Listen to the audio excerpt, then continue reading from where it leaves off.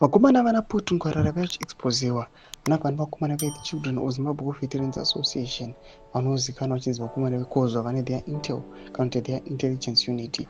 Vapanapa vachiexposa vakomana vana Tungwarara vamuri kuona aiwa vari kuita day in day out vachikwidza nekudzika munyika yeZimbabwe vachizama kustabiliza aiwa chaos iri kuitika munyika. Sendapena masvika mudanyiro panapa tinoona kuti panguva inoi vanhu vanyatsokuona kuti aiwa these guys hapana zvavari kuita. Ndibva subscribe or like or on the bell icon. Timina panapa paende kusunganyira chiti. Since the coming of the Dr. Paul Tungwarara into the political circles, temperatures have gradually dropped down. He has been moving across the country, donating funds for veterans. And this week, he will be in a Matabeleland North. Reports says he seeks to extend his hand to the Youth League. Dr. Paul Tungwarara and Minister Garwe are so far the only two men who have chosen to take the center stage to defend the president, left and right and center. Dr. Tungwarara introduced several presidential fund schemes which have gained a lot of mileage, but still there is massive resistance.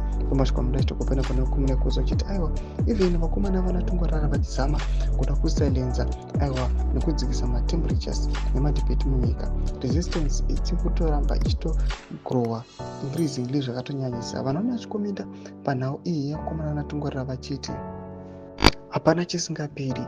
Vanopinda vachiti giving people $, asi mashoko muchiti zig ngarishande. Vamwe vanopinda vachiti if they are good at their job, they should tell His Excellency that a good dancer knows when to leave the dance floor. No matter how good you are, you should leave the dance floor while people still cheer for you. Vanopinda vachiti implosion pending. Vanopinda vachiti Tungwarara has a case to answer.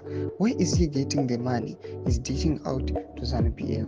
Mashoko ari kuda panapa vanhu vari kuya aiwa vachimufaya vachiti these guys zvinhu zvavanoita hazvisimbori pachena. Aiwa vane a lot of questions anenge akavamirira avafanira kupindura. Vamwe vaidiwa vamwe vautaura vachiti aiwa a good dancer must know where to leave the dance floor. Tudze mafunguro enyu muri kudii pamusoro pechituko chipinda kumesection yedu.